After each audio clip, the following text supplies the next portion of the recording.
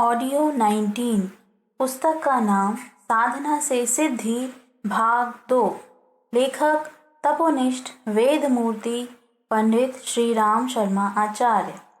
किसी की उपासना करनी हो तो उसके प्रयोजन परिणाम की आशा इतनी ही करनी चाहिए कि इससे अपने आत्म परिष्कार में सहायता मिलेगी, सत्प्रवृत्ति संवर्धन का द्वार खुलेगा और विकसित व्यक्तित्व के सहारे सुसंस्कारी व्यक्तियों को जिस प्रकार आत्मसंतोष, जन सहयोग एवं दैवी अनुग्रह मिलता रहता है, हमें भी मिलेगा।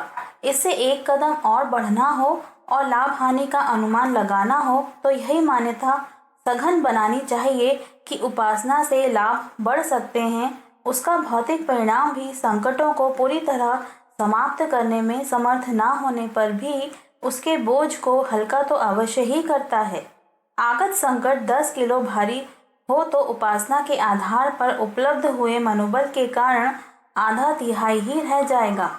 प्रतिकूलता और उपासना की संगति बिठाने की तत्वतः आवश्यकता है नहीं, क्योंकि दोनों के क्षेत्र सर्वथा भिन्न हैं। प्रतिकूलता और अनुकूलता आमतौर से व्यक्ति की कौशल कुशलता पर निर्भर रहती हैं, जबकि उपासना से अंतः क्षेत्र की सत्प्रवृत्तियों को उभारने और व्यक्तित्व में सुसंस्कारिता के समावेश का अवसर मिलता है। कुशलता प्रतिभा पर सांसारिक सफलता सुविधा की न्यूनाधिकता से निर्भर है, जबकि उपासना मनुष्य के दृष्टिकोण, चरित्र सम्मान एवं कार्य क्षेत्र में उत्कृष्टता का समावेश करती है। ऐसी दशा में एक दूसरे को जोड़ने की बात सर्वथा अनुपयुक्त है। फिर भी प्रचलित भ्रम मान्यताओं के अनुरूप यदि उपासना के भौतिक लाभ हानि की संगति जोड़े बिना काम न चले तो फिर दो दृष्टिकोण अपनाने चाहिए।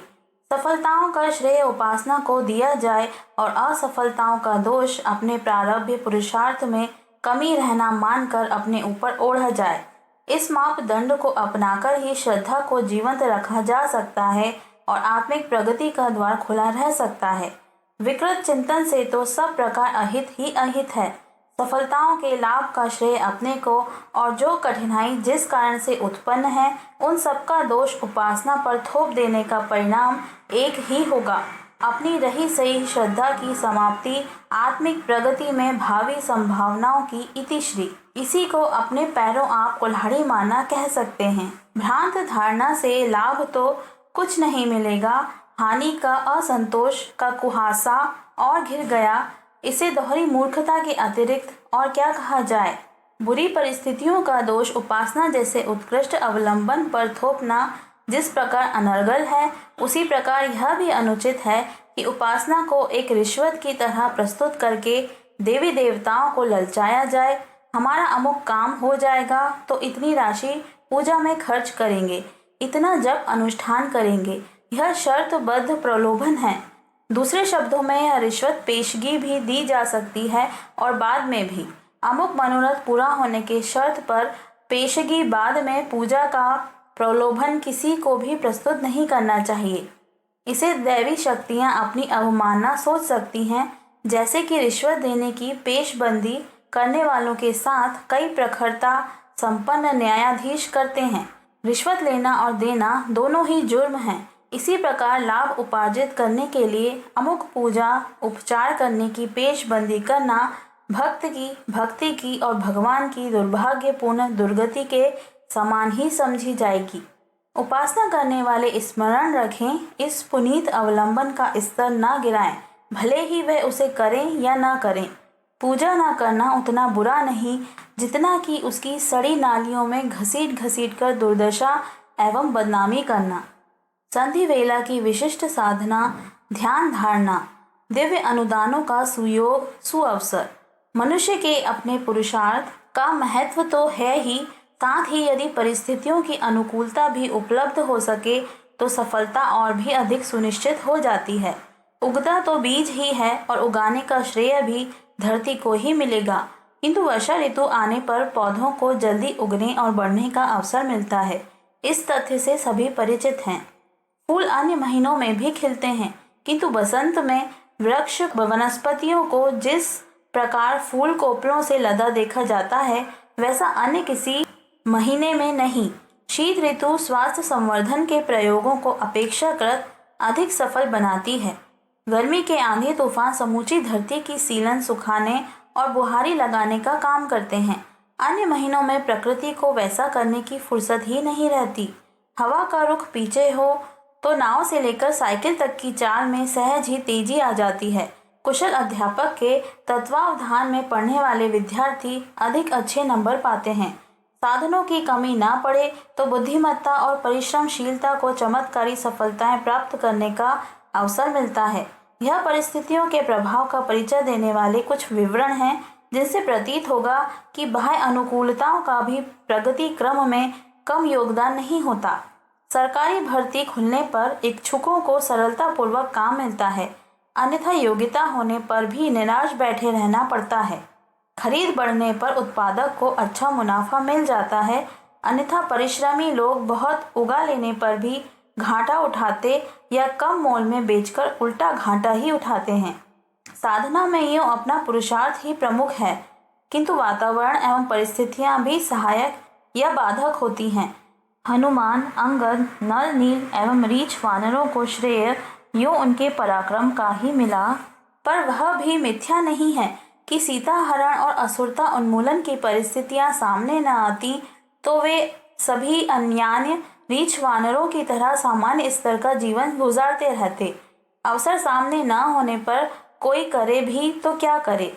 ग्वाल वालों को श्रेय इसलिए भी मिला कि कृष्ण ने गोवर्धन उठाने की योजना बनाई और उसमें सहायता की आवाज़ लगाई।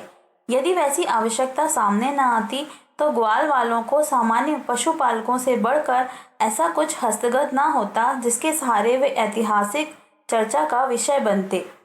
सुरक्षा संकट उत्पन्न होने पर सरकार नागरिकों को हथियार बांटती है, जबकि साधारण समय में पैसा खर्चने और आवेदन करने पर भी किसी किसी को कठिनाई से उनका लाइसेंस मिलता है।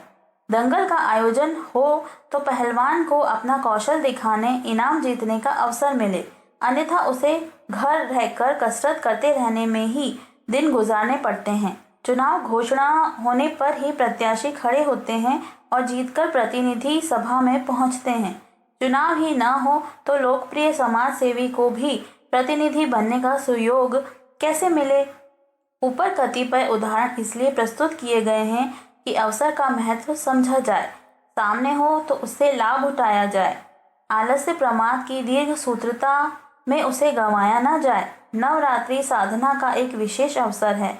अन्य दिनों की अपेक्षा उन दिनों किए गए अनुष्ठान अपेक्षाकृत अधिक सफल होते हैं।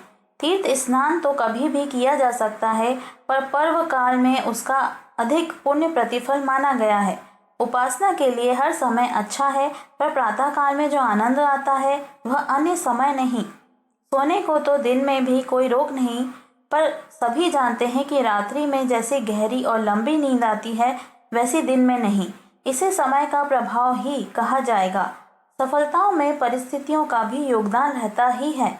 अध्यात्म साधनाएं करने के लिए हर समय हर किसी को छूट एवं सुविधा मिली हुई है, किंतु कभी कभी ऐसे भी अवसर आते हैं जिनका सुयोग बैठ सके तो लंबे समय तक कठिन परिश्रम करने पर जो लाभ मिलना चाहिए वह उस विशिष्ट अवसर के कारण स्वल्प काल में भी अधिक परिमाण में मिल सकता है। ऐसी उपलब्धियों को दैवी अनुदान कहा जाता है।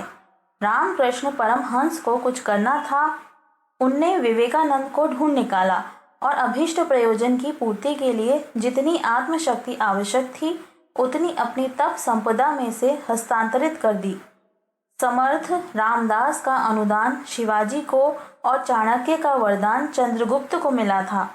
तपस्वी भागीरथ का गंगावतरण पर्याप्त शिवजी की सहायता से संपन्न हुआ। गांधी जी का सघन सहयोग पाए बिना विनोबा वहां ना पहुंच पाते जहां वे पहुंचे। लोक व्यवहार में भी अनेकों को अपने पूर्वजों की संपदा उत्तराधिकार में मिलती है। वे अनायास ही सुख चैन में समय बिताते हैं। अभिभावकों के अनुदानों के सहारे ही अधिकांश छात्र उच्च शिक्षा प्राप्त करते और प्रगतिशील कहलाते हैं। यूँ कुछ अपवादों में ऐसे भी प्रमाण मिलते हैं जिनमें परिस्थितियाँ उत्साहवर्धक न होने पर भी मनस्वी लोग आगे बढ़े और ऊंचे उठे हैं। इतने पर भी यह निश्चित है कि उन्हें यदि साधनों की कमी और परिस्थितियों की प्रतिकूलता न रही होती तो अपेक्षाकृत अधिक मात्रा में कम समय में अधिक सफलता अर्जित कर सके होते। युग संधि का यह विशेष पर्व है। ऐसे समय कभी हजारों लाखों वर्ष बाद आते हैं। सृष्टा को कतिपय महत्वपूर्ण परिवर्तन करने होते हैं। निराकार ब्रह्म की प्रकाश प्रेरणा अंतःकरण को ही प्रभावित करती है। क्रियाकलाप साकार होते हैं, उन्हें करने कराने के लिए मनुष्य शरीर एवं पुरुषार्थ की आवश्यकता पड़ती है। भूतकाल के युग परिवर्तनों में भी यही होता रहा है। महामानवों, देवदूतों, युग प्रवर्तकों के रूप में सृष्टा का प्रतिनिधि ही इच्छा पूर्ति में संलग्न रहे हैं। निराकार ब्रह्म के लिए यह कठिन है कि वह स्वयं अपने व्यापक स्वरूप को समेटकर व्यक्तियों का रूप बनाए और सामान्य जनों की तरह चढ़ाव उतारों से जूझने का उपक्रम अपनाए। शासनाध्यक्ष योजना बनाते और निर्देश देते हैं। असंख्य प्रकार की शासकीय गतिविधियों का कार्यान्वयन करने में तो बड़े अफसरों से लेकर छोटे कर्मचारी तक ही निरत रहते हैं। इतना अवश्य है कि इन कार्यरत अफसरों को उनकी आवश्यकता अनुसार अधिकार एवं साधन सरकार की ओर से ही प्रदान किए जाते हैं। व्यक्तिगत हैसियत में तो वे वैसा कुछ कर ही नहीं सकते जैसा कि शासन तंत्र के अंग रहकर ही कर सकना उनके लिए संभव होता है। इलाज तो डॉक्टर ही करते हैं, प्रत्यक्षतः उन्हीं की सेवाओं से रोगी लाभ उठाते हैं, किंतु परोक्षतः सरकारी अनुदानों से ही वहाँ की समुचित साधन व्यवस्था चलती है। इमारत, उपकरण, औषधि, वेतन आदि का सरकारी प्रबंध ना हो तो अनुभवी डॉक्टर भी उस अभावग्रस्त स्थिति में कुछ बड़ा काम ना कर सकेंगे। यही बात सैनिकों के संबंध में भी है। लड़ने का पराक्रम और विजय का श्रेय तो उन्हीं के हिस्से में आता है, पर यह तथ्य भी किसी से छिपा नहीं कि वाहन, वस्त्र, भोजन, अस्त्र, बारूद, निर्वाह जैसी उनकी अनेकों आवश्यकताओं की पूर्ति रक्षा मंत्रालय को ही करनी होती है। परशुराम अपने बलबूते विश्व विजय का एकाकी अभियान नहीं रच सकते थे। उनसे यह सब तभी संभव हो सका जब वे भगवान शिव की इच्छा पूरी करने के लिए भारी जोखिम उठाने के लिए कटिबद्ध हो गए। नल नील ने पत्थरों को तैराकर समुद्र पुल बनाया था। ऐसा कर सकना उनके लिए तब किसी प्रकार संभव न हुआ होता जब उनने पुल बनाने वाले ठेकेदारों की तरह निजी निर्वाह की दृष्टि रखी होती। सैनिक यदि किसी दुश्मनी निकालने के लिए पड़ोसियों पर आक्रमण करना चाहें तो उन्हें उन उपकरणों का लाभ नहीं लेने दिया जाएगा जो देश रक्षा के लिए युद्ध मोर्चे पर जाने के उद्देश्य से मिलता है। आध्यात्मिक अनुदानों की सामान्य परंपरा भी रही है और आपत्तिकालीन अतिरिक्त व्यवस्था भी होती है। गुरु शिष्यों को, देवता भक्तों को समय समय पर अनेकानेक अनुदान देते रहे हैं, पर साथ ही इसका भी ध्यान रहता है कि उपलब्धकर्ता उसे संकीर्ण स्वार्थपरता की पूर्ति में खर्च न करने लगे। दैवीय वरदान दिव्य प्रयोजनों के लिए का सिद्धांत यही समझा सके तो उस व्यापक भ्रम जंजाल से सहज छुटकारा मिल सकता है जिसके कारण लोग निजी स्वार्थ सिद्धि के लिए पूजा पाठ के बदले दैवी अनुग्रह जैसा बहुमूल्य झटक लेने का ताना बाना बुनते रहते हैं और उस अनैतिक प्रसंग में असफल रहते हैं। युग संधि की वेला में नव सृजन का उत्तरदायित्व संभालने वाली दिव्य शक्तियां इन दिनों ईश्वरीय प्रयोजनों के लिए जागृत आत्माओं की तलाश में हैं। उन्हें वाहन बनाकर अग्रदूतों का काम लेना चाहती हैं। इसमें प्रयोजन तो सृष्टा का पूरा होता है और उसमें भागीदार बनने का साहस दिखाने के बदले श्रेयाधिकारी बनने का लाभ उन्हें मिलता है, जो इन दिनों किसी न किसी रूप में युग शिल्पी की भूमिका निभाने का शौर्य साहस जुटा सकेंगे। पांडवों को ऐसा ही श्रेय मिला था। अर्जुन का रथ भगवान ने इसलिए चलाया था कि वह उनकी इच्छा अनुसार विशाल भारत की महाभारत की संरचना का कष्ट साध्य कार्य कराने में भगवान का सहयोगी बनने के लिए तत्पर हो। यदि ऐसा ना होता तो भगवान उसके घोड़ों की घास खोदने के लिए नौकरी की अर्जी लेकर थोड़े ही जाने वाले थे। सुदामा को भगवान ने अपना सारा वैभव हस्तांतरित किया था। उसमें उनके महान गुरुकुल का सुप्रबंध करने की दूरदर्शिता सन्निहित थी। यदि उनने स्वयं सेठ बनने के उद्देश्य से याचना की होती तो तिरस्कार पूर्वक कुछ सिक्के पाकर अपनी क्षुद्रता को संतोष दे पाते।